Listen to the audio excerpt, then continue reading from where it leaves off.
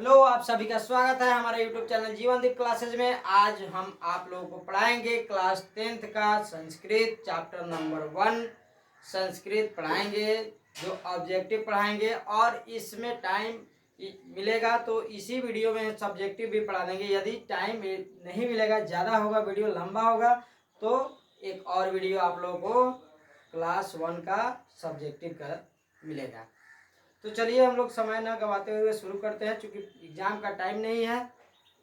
17 फरवरी से आप लोगों का एग्ज़ाम है और इसी बीच संस्कृत में बहुत से बच्चे कमज़ोर रहते हैं, क्योंकि संस्कृत का पढ़ाई ही नहीं हो पाता है। तो टाइम तो नहीं है कि हम आपके बुक का विश्लेषण कर दें, लेकिन इतना टाइम तो ज़रूर है कि आप लोगों को 100 में 100 नंबर आएगा। चलिए शुरू करते हैं हम लोग चैप्टर नंबर 1 में ऑब्जेक्टिव क्वेश्चन। यहाँ से जितना भी ऑब्जेक्टिव क्वेश्चन बनता है, यहाँ से एकदम हम आप लोगों को पूरा कंप्लीट कराएंगे, कवर कराएंगे। और निश्चित रूप से इस चैप्टर से 10 नंबर का क्वेश्चन पूछता है। 5 से 7 नंबर सब्जेक्टिव पूछेगा, 5 नंबर का सब्जेक्टिव और 5 नंबर का ऑब्जेक्टिव भी पूछता है।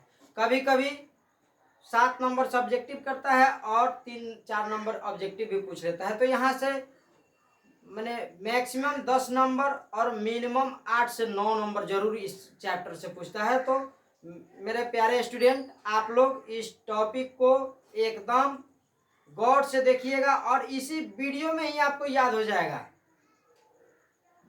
तो आप चलिए हम शुरू करते हैं क्वेश्चन नंबर 1 की तरफ। चैप्टर का नाम है मंगलम पाठ से।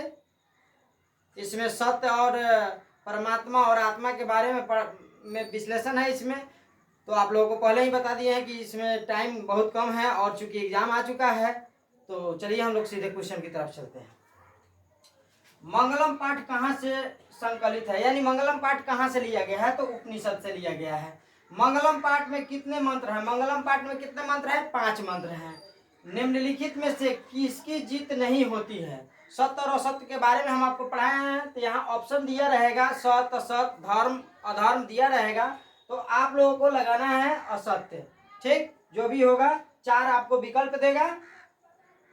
तो निम्नलिखित में से किसकी जीत नहीं होती है? तो असत्य की जीत नहीं होती है। हमेशा सत्य के राह पर चलने वालों का ही जीत होता है। असत्य थोड़ा देर के लिए परेशान हो सकता है, लेकिन सत्य थोड़ा देर के लिए परेशान हो सकता है, लेकिन जीत उसी का होगा। असत्य का कभी जीत नहीं होता है।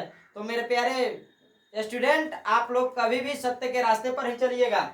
चलिए, मंगलम पाठ में किस प्रकार के मंत्र हैं? मंगलम पाठ में किस प्रकार का मंत्र है? पदात्मक है कि गद्यात्मक है? तो इसमें पद्यात्मक होगा। क्या होगा? पद्यात्मक। ऑप्शन में आपको रहेगा 4 ऑप्शन मिलेगा। महान से महान क्या होता है? महान से महान आत्मा होता है।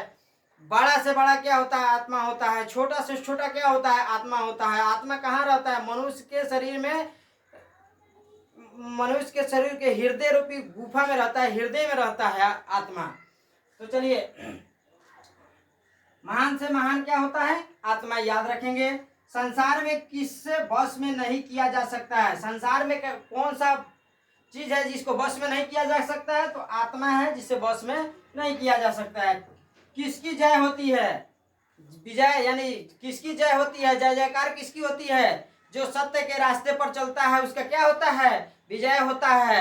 तो इसमें क्या हो जाएगा? सत्य। ऑप्शन 4 दिया रहेगा, उसमें सत्य पर टिक लगाइएगा आप लोग। विद्वान शोक रहित होकर किसको देखता है? विद्वान शोक रहित होकर के निस्वार्थ भाव से किसको देखता है? तो परमात्मा को देखता है। किसको देखता है? परमात्मा को देखता है। सत्य से किसका रास्ता प्रस्त होता है? प्रस्त का मतलब किसका रास्ता खुलता है? यदि सत्य के रास्ते पर जाइएगा तो आप कहाँ जाइएगा? तो एकदम देवलोक में जाइएगा।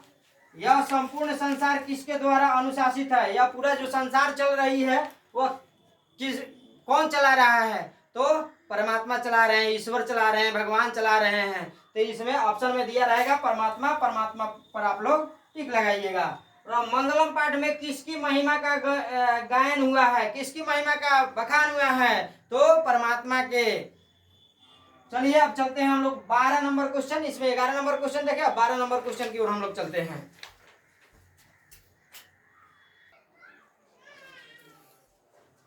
आइए हम लोग 12 नंबर क्वेश्चन को देखते हैं।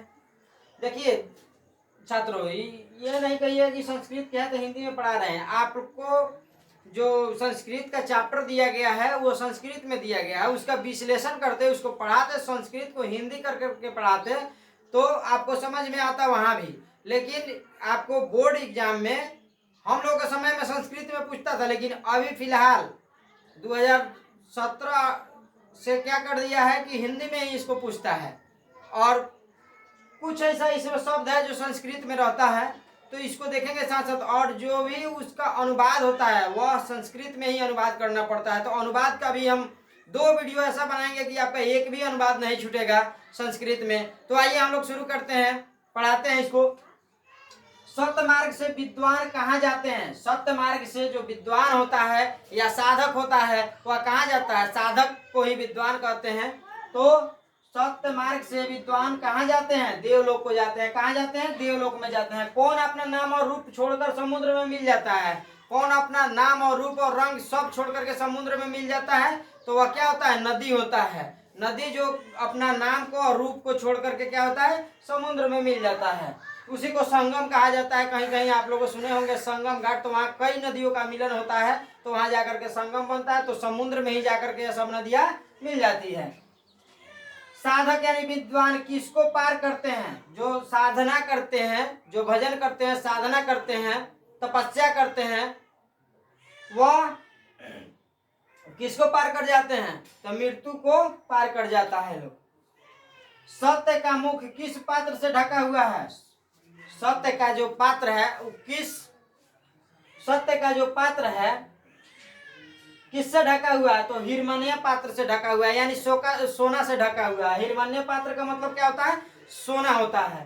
तो सत्य का मुख किस पात्र से ढका है? तो हिरमन्य पात्र से ढका हुआ है। नदियां क्या छोड़ करके समुद्र में मिल जाता है? तो नाम और रूप को छोड़ करके समुद्र में मिल जाती है।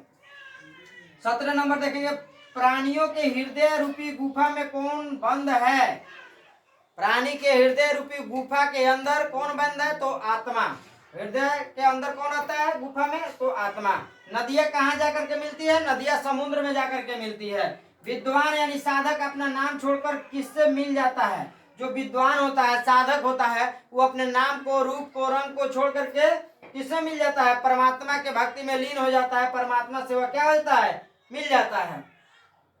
ऋषि लोग देवलोक की प्राप्ति के लिए किस मार्ग को अपनाते हैं? जो ऋषि लोग हैं, जो साधु संत है, वह देवलोक की प्राप्ति के लिए किस रास्ता को, यानी मार्ग का मतलब रास्ता को अपनाता है? तो सत्य मार्ग की रास्ता को वो लोग अपनाता है, सत्य मार्ग को अपनाता है। उपनिषद के अंतिम भाग में किसका सिद्धांत है? जो उपनिषद है उसके अंतिम भाग में किसका सिद्धांत है?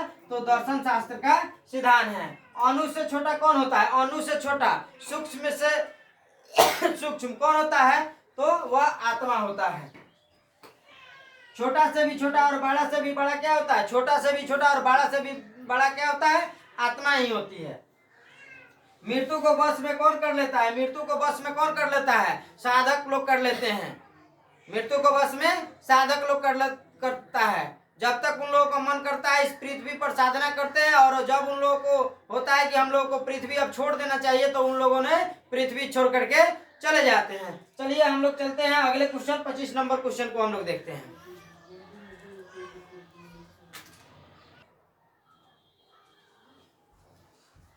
25 नंबर क्वेश्चन को देखेंगे। यह संपूर्ण संसार किसके द्वारा अनुशासित है? यह संसार जो चलता है किसके द्वारा चलता है? तो ईश्वर के द्वारा, परमात्मा के द्वारा यह संसार चलता है। तो यह संपूर्ण संसार किसके द्वारा अनुशासित है? परमात्मा के द्वारा। सत्यमेव जयते किस उपनिषद का मूल मंत्र है? सत्यमेव जयते किस उपनिषद का मूल मंत्र है? तो पांडको उपनिषद का क्या है? पांडको उपनिषद से लिया गया है यह सत्यमेव जयते। स्वर्णमय पात्र से किसका मुंह ढका है? स्वर्णमय पात्र से किसका मुंह ढका हुआ है? तो सत्य का। अनुनियान महिमानयान मंत्र किस उपनिषद से संग्रहित है? तो कंठो उपनिषद से लिया गया है। किससे लिया गया है? कंठो उपनिषद से लिया गया है। वेदाहमेन्तम पुरुषम महानतम, वेदाहमेन्तम पुरुषम महानतम विद्यते न्यायमो मंत्र किस उपनिषद से लिया गया है?